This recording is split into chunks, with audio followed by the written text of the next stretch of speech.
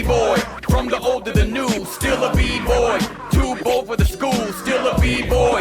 East Coast to the West, B-boys worldwide. We supposed to be blessed, still a B-boy. This week, we're heading to New York to talk about a record label that completely changed the landscape of hip hop. Founded in the mid 80s by Rick Rubin and Russell Simmons, it would go on to become the definition of a hip hop label, maybe the most important label in hip hop history. So this week, top 10 Def Jam releases. Def Jam released it, it counts. As always, Raven Hunter's in the house. And back after a long absence, we got the L.E.J in the house. What's up, man? Glad to have you back. So what up, man? All right, I'll start us off at number 10. And this is going to be a surprise. I think anyone listening, this probably didn't make anyone's top 10. I just got a soft spot for it, and that's the year 2000. LL Cool J's GOAT album. I just love this record. And I don't even know if I can even really ever explain why. It's when it dropped, I played the hell out of this record. I kind of thought LL was back because things like Phenomenon I thought was pretty soft and, some of the stuff before it. And you do get some LL love sex songs on here, but there's some hard rhymes that remind me almost of Bigger and Deffer radio era. Songs like the intro, the title track, Goat, Ill Bombs on there, Homicide, You Can't Fuck With Me, Farmers, all are really, really, really just old school sounding MC shit by LL. Like, it was almost like people were like, oh, you fell off. And he came in and was like, no, I'm still a dope ass MC. DJ Scratch, Trackmasters, Havoc from Mobb Deep, Rockweiler all lend beats to it. This is just a personal favorite. And I realize there's quote unquote better albums that should have been on the list that I had to kick off. But I love this record. Greatest of all time. Plus, this has become, pop culture slang, the whole GOAT thing. So LL pioneered something there too. So that was my number 10. What about you, Raven? No, so I thought I'd be the only one with that, but it's I'll talk about it again later. That is very nice. But anyway, number 10, I went technically Violator put it out, but it was a Def Jam release. I went with man, it feels really criminal putting it this low, but I went with Warren G Regulate, the G Funk era from 1994.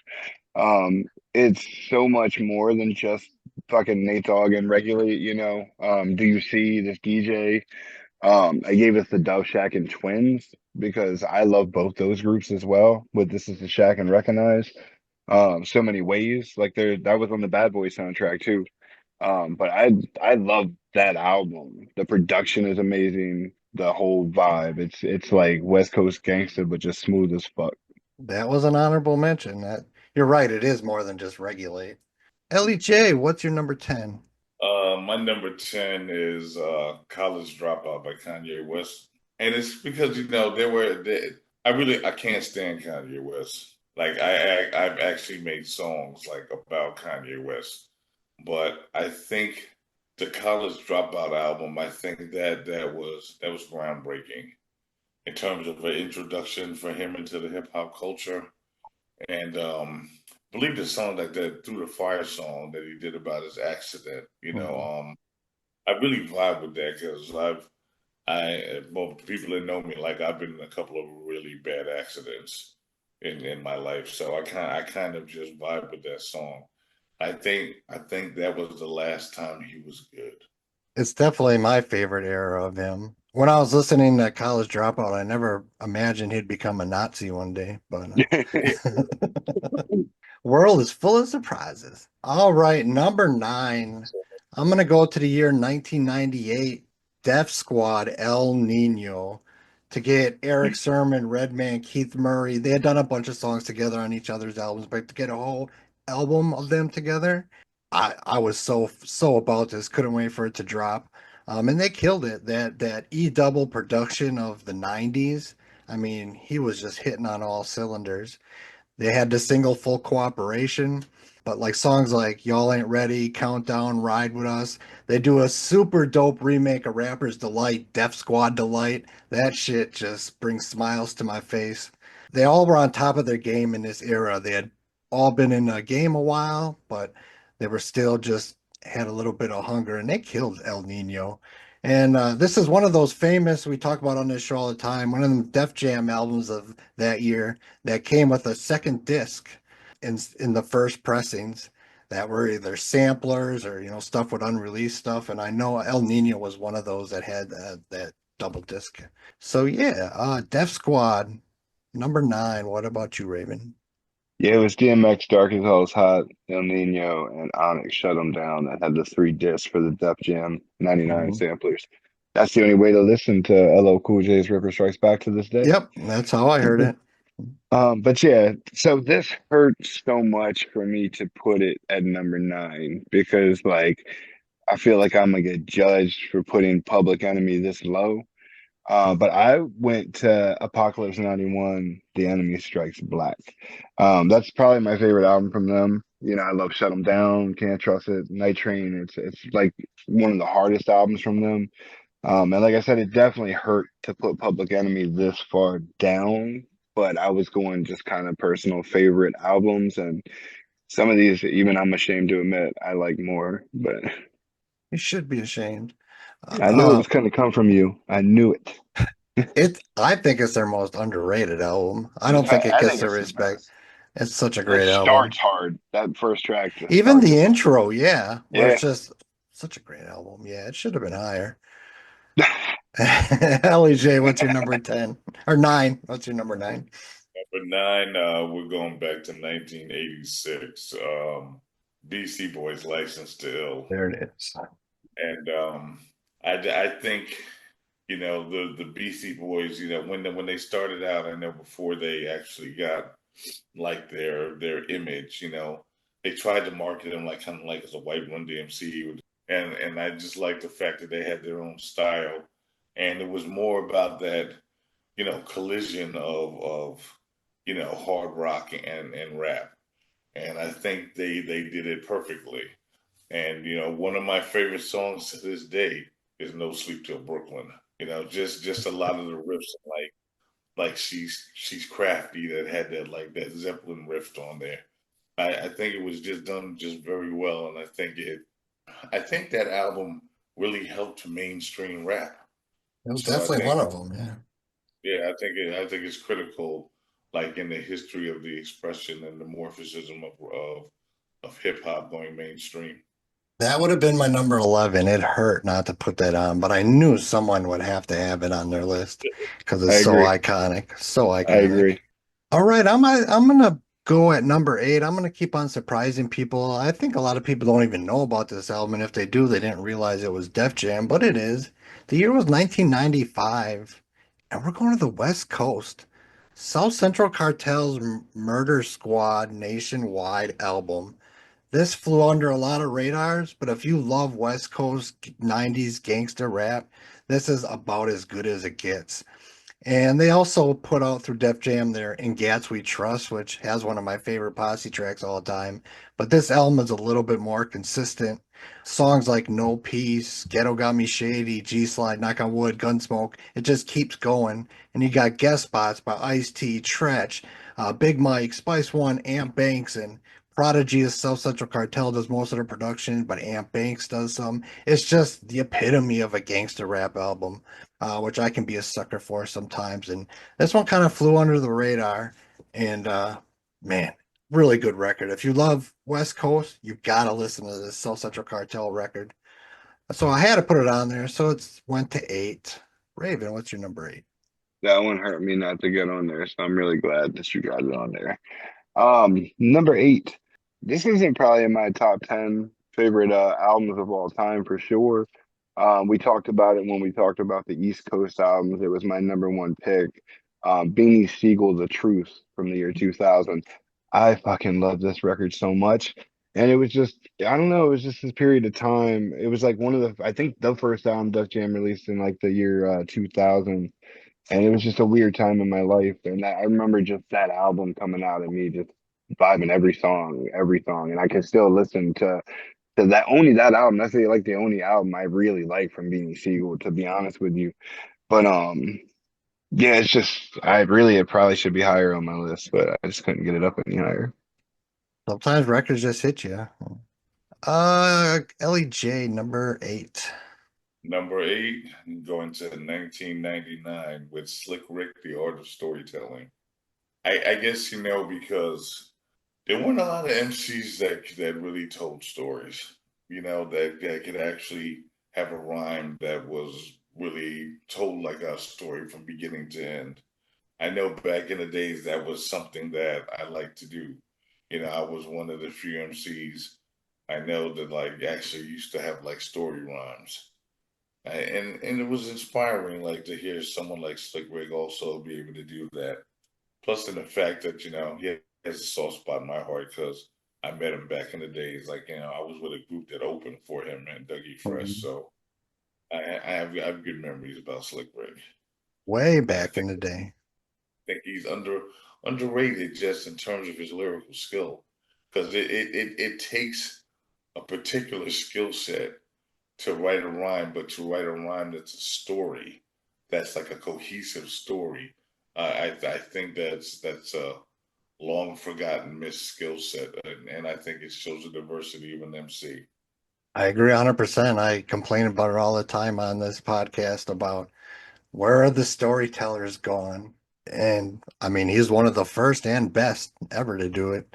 At number 7, going to the year 1994. It was between this and a couple other ones, but this is what won. Redman's There's a Dark Side. His debut album was dope. I loved it, but he took it to a whole new and different level on his second record. And the vibe of this album is so distinct. It's got such a unique feel that I couldn't even really figure out words how to describe it. It's just got a unique vibe that I don't know any other album that feels exactly like it. Funky production by Eric Sermon. It fits Redman's voice and flow. Songs like Cosmic Slop, Rockefeller, Can't Wait, Journey Through the Dark Side. You got the classic album cover paying homage to, the Funkadelic Mega Brain cover. This album just always hits me, and I had to get Redman in there, and this is the one that made it. So, There is a Dark Side was number 7. What is yours, Raven? Number 7, I went with Def Squad's El Nino because man, yeah, all three of them finally having a record together, and yeah, they all had classic albums before, but it was like that was the era where they all found that perfect flow, where they all melded perfectly together on those beats. And it was just when Def Jam was really hitting at its every cylinder when it came to hip hop, because they were really just every album they were putting out was like platinum worthy records at that time. But I love Eric Sermon. I love all three of them, so I had to get that one on there. One of the best dual threat artists, producer slash MC. What was number 7 for you, Justice? Number 7, 1990 Public Enemy, Fear of a Black Planet.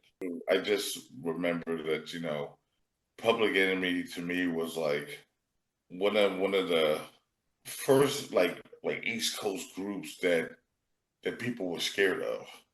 Like it, but not like the way like I mean people were afraid like the West Coast with NWA and all that stuff, but Public Enemy for what they were saying, I really thought it was they were so educational and so they made songs that were timeless. I mean, you can play Fight the Power to this day and it still has the same impact. You can play 911 as a joke and people will still relate to it. And I just think that they were groundbreaking. And I just remember their album cover.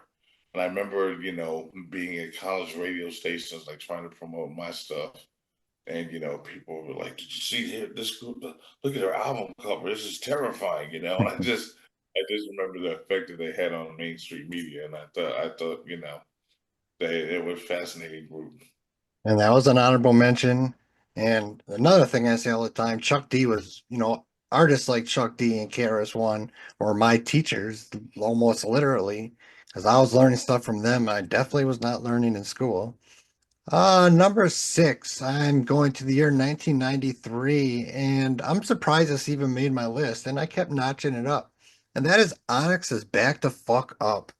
This album was unlike anything that came before it. Just a raw, gritty, bare bones street energy. You had Jam Master Jay producing it. And of course, it had that huge crossover hit, Slam. It was almost like rap and punk rock together. But then you got songs like Throw Your Guns, Attack of the Baldhead, Shifty, Fat, and all of that. And even the intro where they're just move back, motherfuckers, Donix is here, back the fuck up. I mean, even that just got you hype. This is a good one of those fight records. If you need to listen to some music to get you hyped up to go to battle, the Back the Fuck Up album, it's just nothing like it. So that was my number six. Raven, what about you? Oh man, I don't want to say. So number six for me is one of those records that I said I almost feel embarrassed having above stuff like Public Enemy, but I was just trying to be real with myself. I saw like Conquered. I went with Ja Rule's Veni Vidi Vici from 1999.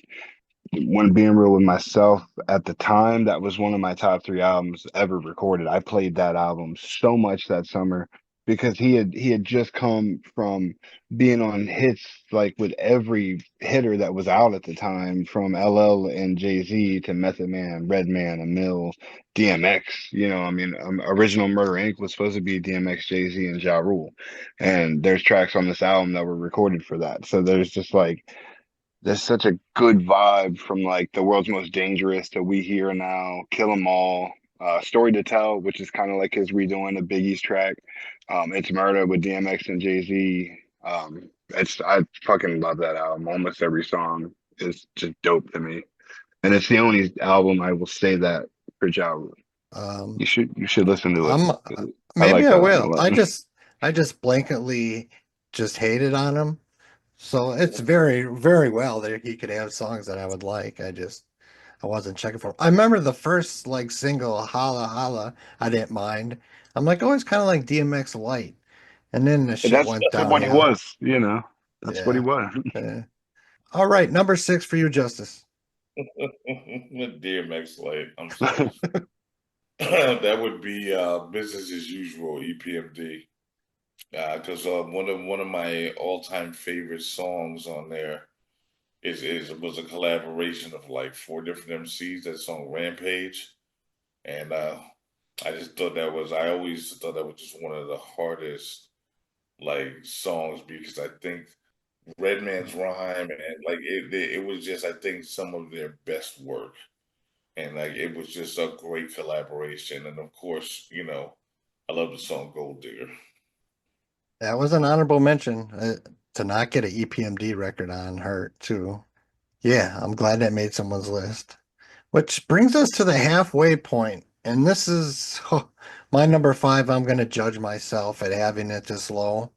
I understand it probably should be number one, but shit happens in life.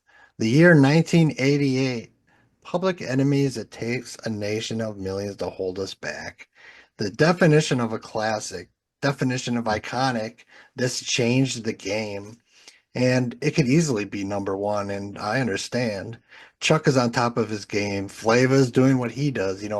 Bomb Squad, Hank Shock Lee are making these unique but just dope beats with just like random sounds. I mean, the Bomb Squad was so unique, and they would take all these like a siren and then this sound, put it all together, and it would sound dope as hell. I loved Yo Bum Rush's show, but it's amazing how far they advanced in just a year from Bum Rush to this record. I mean, just reading some of the songs, Bring the Noise, Night of the Living Bassheads, Don't Believe the Hype, Black Steel in the Hour of Chaos, Rebel Without a Pause. I mean, you can just keep going. Also, you got this iconic album cover. Pff, what an amazing album. This should be number one. My dumbass put it at five. What'd you put at five, Raven? I put LL Cool J's GOAT. That's probably the GOAT is probably my favorite album from LL Cool J. That I don't know, honestly, Mr. Smith, 14 Shots to the Dome, and GOAT jumped back and forth for the past week on which album was going to make because I made it so I'd only have one from every artist. And I went with GOAT because it was like, man, that Phenomenon album was just such a fucking letdown. There was like two songs that I could even say I liked out of the 10. And then GOAT was just harder than Mr. Smith. It was just right back to LL Cool J. Forget about it. There was some dope collabs on the album. Just it was LL back, and you know LL's one of my favorite artists ever. So it was when the GOAT came out, that's all that I played for a minute. Let's hope other people felt the same because I looked at it like someone said, "Oh man, you're washed up. You're just a bitch," and LL's And he like, said, "Fuck that." "I'm LL Cool J," Yeah, and he just from that intro track where he just fucking murders that. Oof, so good. Number 5 for you, L.E.J. That would it's also LL Cool J, and it's Mama Said Knock You Out. Glad someone got that one. respect. And I, I think over the course of time, I could probably name 10 hip hop albums that I could just listen to like from beginning to end, like and not skip any songs. And I was that was one of the songs like I could take that CD and just put it in and just go drive. And that's some there were very few albums that even that just even musically that ever stuck out to me like that I could just listen all the way through, that I could vibe to everything. Now, Round the Way Girl, was a little soft for me, but it was listenable, and Yeah. everything else was just dope. Like, Boomer Systems, The Break of Dawn, like that was an excellent, expertly crafted album. No, super dope album. It was an honorable mention. I think I didn't fit it on because onto the Break of Dawn, he takes shots at Ice-T. They were beefing at the time. And as a Yeah. hardcore Ice-T fan, it's like I can't put a Ice-T disc record on my list. Fuck that. But no, that's a great album. Mama Said Knock You Out. High school gym teacher's not supposed to rap. Yeah. Yeah. No, it's a dope diss. I mean, it's a dope song, but Well, I mean, hey, I'm a diehard Kumo D fan, so you it was, understand, yeah. yeah. Yeah, we got to do a Kumo D list. He's so dope and people don't talk about him enough. Number 4, I'm going to the year 1985. LL Cool J's Radio. I was going back and forth at this spot with this or Bigger and Deffer. But this came first, and it was just a punch in the face. And it's ill to think that he's like 15 or 16, whatever he was. He was still a kid when he made this. Was just so hard beat wise and the lyrics, and it just was like a punch to your face. And Def Jam's first full release ever, and man, did it hit! It's just so iconic. Radio, Rock the Bells, one of my favorite LL Cool J songs of all time. I like Dear Yvette. I Need a Beat, right? So iconic. And even I always called it the obvious Run DMC clone, the song That's a Lie. It's just like he took You Talk Too Much or You're Blind and made it one of that. But I even like that one. That old Rick Rubin production was so good in this era. So Radio is what got picked in my number 4 spot. What's in yours, Raven? Mine, I went to 1998 for the era of Def Jam, and I went with DMX, It's Dark and Hell is Hot. I fought back and forth between that and Flesh of My Flesh, Blood of My Blood because they really are such good, continuations. It's such a good story to continue the way X did that, and he put them both out in the same year. Man, every song, like even the small, short ass songs like ATF, they just hit. X had just something different at the time. It was so gritty and so street and rough. And as a dude who's always rapped in that gritty street, style, that was a standout immediately. Like you had him and Ja Rule coming out around the same time. And then, you had like the Wish version and then the real version. And X just that album just I remember that came out the same day as Big Pun's Capital Punishment, and that was a great day for fucking music. I bought Great those two album. tapes that morning. Ooh, that Big Pun record is dope as hell. No, DMX just took the game by storm. There's no doubt about it. And there really wasn't anyone who had that exact flow. And he's one of the few people probably ever alive on Earth that could make barking like a dog sound cool, right? And he did that stutter stop flow that most people would clown, and he made singles out of that. That was an honorable mention. So good album. We're on 4, L.E.J. The Cactus album, Third Base. Nice. I'm glad someone got it. Very nice. And I just think that was a great album, and it also You know, it kind of set a precedence because you know you had the Beastie Boys. Beastie Boys was a great group, but you know, lyrically, this shit was simplistic. Very. Just like Run DMC alleged, but it's not like, you know, you were like, oh shit, did you hear what he said? It was just more like Right. a song. And Third Base, I really analyzed like their album, their rhymes, and I was like, these cats can spit, you know, and I always appreciated that. And it's just the fact that Search could dance too was like they were a great group. I was very impressed by them. I've always been a fan of theirs, and I thought they really set the precedence for rap, like rappers that non-African American rappers, that you know that there are people that can rhyme, you know. Yeah, I love that album. It hurt not to put it on. I mean, Gas Face, still, Yeah. I mean, such a classic song. All right, we're getting to our top three, and my number three surprised me. I know I love this is, record, but I didn't think it would be at three. I was thinking nine or 10. But every time I listened to it, I just loved it more. 1995's The Show soundtrack. This is like a love letter to hip hop and being an MC, no matter the coast, because you have artists from all the coasts on here. The movie was a good enough movie, right? But it's the soundtrack that really hits me. Like I used to ride around like back in the Walkman days. I used to have that soundtrack, and I just used to play it constantly. Yeah, that's the thing. Every time I would listen to it, it's like, man, this is such a great freaking soundtrack. Onyx Live, this is where you get Method Man and Redman together for the first time on How High. We did our Tupac show. I had number one, Tupac My Block. That's off of this. You got South Central Cartel, So What You Saying, Bone Thugs, Everyday Thing, Dominoes on here. It's just the epitome of 1995 hip hop, all coast, all coming together at a time when there was a lot of pick a side, right? The show soundtrack is so good. One of the best soundtracks ever. So it made it all the way to number three before it got stopped. Raven, what about you?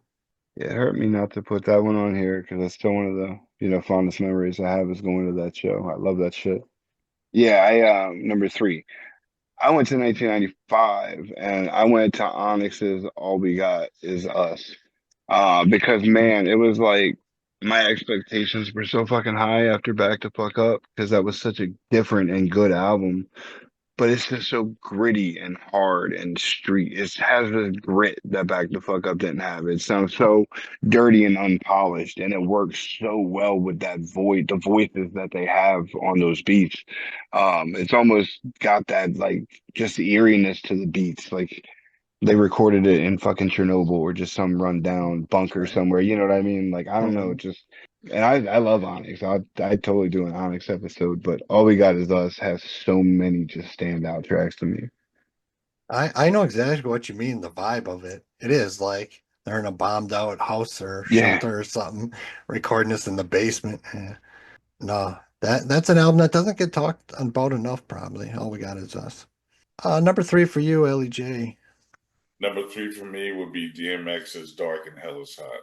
That again is just it's just one of the few albums that you know I could sit and listen to, and you know it's important to speak about like the MCs that had their own style, that literally had their own style and they were marketed, you know, by their flow and by their voice. Like you couldn't mistake DMX for somebody else, you know, and I like that fact about him. I mean, because I mean nowadays with the bullshit that's out, everybody just sounds like you know they're whining or they're constipated, but you know, I appreciated that about him. Also, the fact that he released two albums in 1 year. But I always remember just the power of the way that it started, like with the drum beats and he's howling at the moon and shit. I was like, who the fuck is this guy? Mm. And I just even it's an album that stands the test of time. You know, you could listen to that album nowadays and still get like hairs still standing up on the back of your neck hearing how it starts. Number two, I'm going to 1991 and my favorite album by this group, Public Enemy, Apocalypse 91. Yes, it should be Nation of Millions, but my favorite has always been this, because I don't think it gets what it really deserves. It's so underrated. And this is every last thing I want from a PE record, from the Bomb Squad sound to Terminator X, just killing it on the one and twos. Chuck schooling you, songs like By the Time I Get to Arizona, I Can't Trust It. Flavor, still being the best hype man in history. Even the intro, like you talked about Raven, gets me super hyped. Like I listen to the intro, Terminator X scratching. I'm just ready for this PE album. Can't Trust It, Night Train, that Bring the Noise remix, Shut 'Em Down. By the time I get to Arizona, Move, which is an underrated track. It was hard not to put this at number one because of how much I personally love it. But don't sleep on Apocalypse 91, The Enemy Strikes Black. Such a great record. Raven, what's your number two? Now I see why you shame me for putting that at 9. I Yep, get you get it. it. Um, so yeah, number 2 for me, it's probably in the top 4 or 5 of my favorite albums of all time.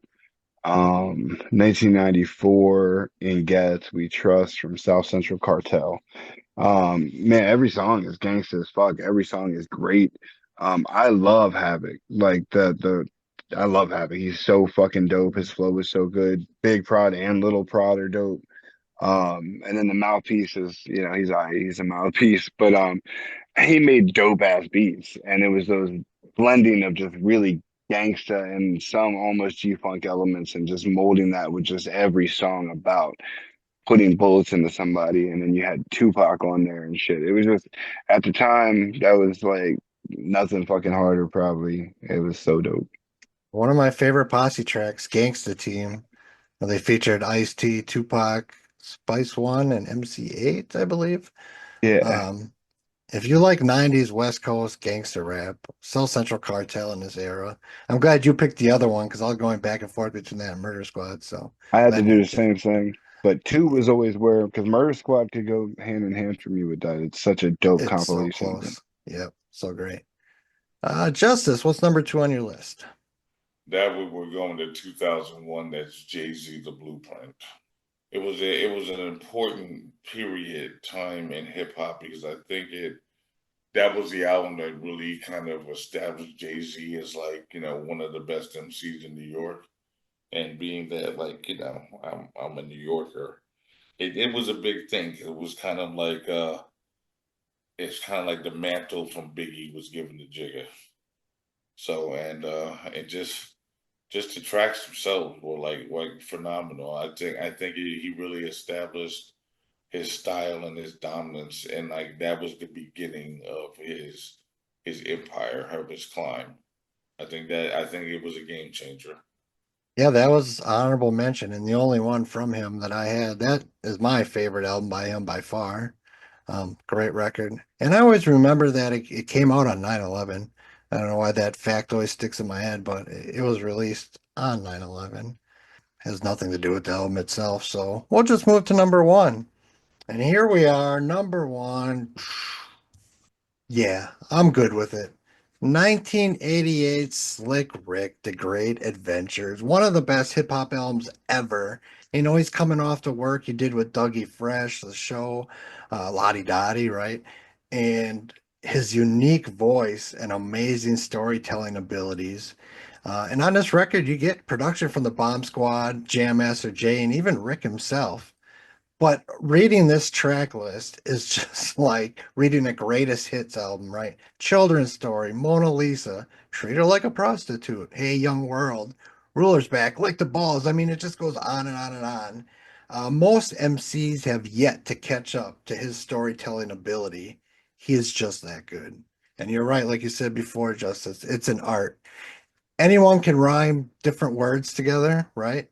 But to tell a cohesive story that gets you like you're watching an audio movie, man, such a great record. I could never get sick of this album. So it won the fight. Slick Rick, Great Adventures of. What's your number one, Raven? This one's rough to talk about. and Justify, I guess. But I had to be real with myself. This is one of my favorite albums of all time because it's in my opinion a near flawless musical experience. It's not just an album. It's 2010's Kanye West, My Beautiful Dark Twisted Fantasy. It's one of my favorite albums of all time, and I think it's a genius just work of art. And I hate that I'm talking about this like this because of who Kanye West is and who he's become. Because it's just the composition. It's not just he made some beats. It's composed and it just hits in a way like you're supposed to be in a stadium, sold out, just dead silent with nothing but this album playing start to finish. It just has an epic feel to it. I put it on now, I can still throw the vinyl on and turn that shit up, turn the lights off, get high as fuck, and it's just a pure enjoyable experience, even though it's coming from Kanye West.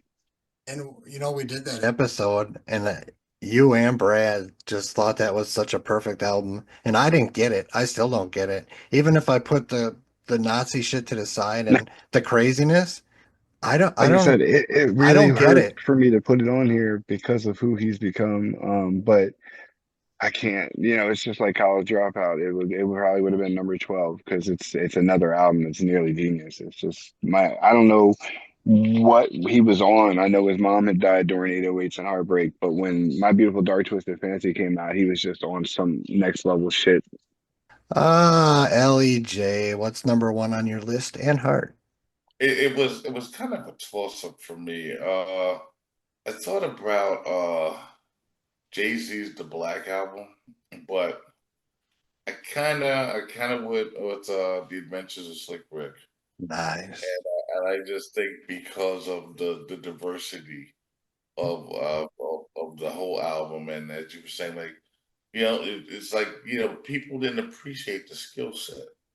Like the songs that were on that album were just I it's the same way like the way I try to do music is like each song had like its own feel to it.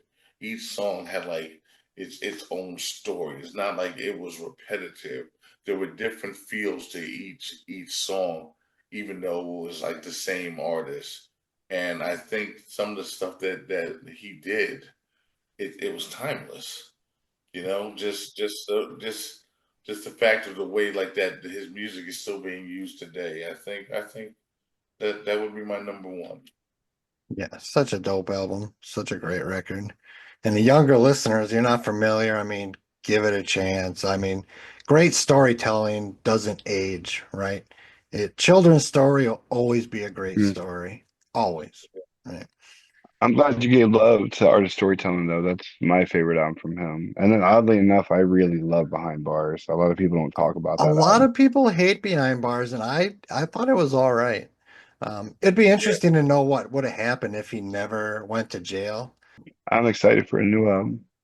I'm very excited for a new album. I saw that. It'll be interesting to see if the ruler still has it. But honorable mentions. If you're joining us for the first time, if a song doesn't make anybody's list, but I think it at least needs attention, I just quick shout it out. These are things that didn't make my list and didn't make anyone's list on the show. LL Cool J's Bigger and Deffer, I thought might make someone's list, and it almost made mine. EPMD's Back in Business when they got back together. That's a Yeah. really solid album. Eric Sermon's Double or Nothing. I was going to throw in Boss Born Gangsta's little underrated Def Jam record there. I thought someone might have Methods to Cal on there. Nice and smooth, ain't a damn thing changed. People always feel strongly one way or the other. I like that album. DMX's Then There Was X. That's my favorite DMX album. And Ludacris Word of Mouth. And this album I wanted to talk about because most people have never heard of it, but it came out on Def Jam in the early 90s. And it's a group called No Face, and the name of the album is Wake Your Daughter Up. This is the craziest, most bizarre ass shit you'll ever hear. It's like cruder and ruder than Two Live Crew, but go listen to No Face, Wake Your Daughter Up, at least the title track, because they want to fuck, so wake your daughter up. It's just the most bizarre record ever. How this ever got made and released on Def Jam blows my mind. I listen to it just like watching a B movie, right? It's so bad, it's good. So did we forget anything? Any other album that needs love? I would say Foxy Brown Il Nana. Oh yeah, that's a hmm good one. hmm Yeah, because I think it was just such a dope album, and then to for it really set a mode for like female artists. I think like Foxy Brown, and Little Kim, they were able to take it from like just like, oh, that's a girl rapper, to like, yo, this girl can hang with the big dogs, and I appreciated that. And as for, even though it's not a hip hop album, I would say Rihanna's album "Good Girl Gone Bad" was a good album. Doesn't have to be a hip hop album. It's a Def Jam record. Eh? Yeah, so I think that yeah, any like song, like, I mean, hey, I was driving around singing Umbrella and shit. It's just, I didn't let people hear me doing it, but Right, I right, mean, right. it was just a very well produced album, and like, and it set that was the takeoff point to like to the multi-platinum billionaire star she is today. Mhm. Hard list. Redman, Doc's the Name, and Redman is Redman a good one. Malpractice. Those are two albums that really struggled not to get on because I think Redman kind of leveled up damn near every album. His first like five albums. I love Redman. Yeah, and he's still like dropping like freestyles like Yeah. every couple of weeks And still now. Yeah, killing shit. so Like he dope. still puts Yeah. out dope shit. That Muddy Waters 2 is my favorite album of last year, probably. I fucking love that album. Yeah, Redman's so damn talented. Well, Def Jam in the books. It was great to have you back, L.E.J. Would definitely get you back for Kumo D. I would love to do a Kumo D one because he doesn't get talked about enough. And fuck, was he ahead of his time as an MC. Well, have a good one. It was great to have you on. I want to Yeah, it was good say, seeing y'all. Still a b-boy, from the old to the new, still a b-boy. Too bold for the school, still a b-boy. East coast to the west, b-boys worldwide, we supposed to be blessed. Still a b-boy, from the old to the new, still a b-boy. Too bold for the school, still a b-boy. East coast to the west, b-boys worldwide,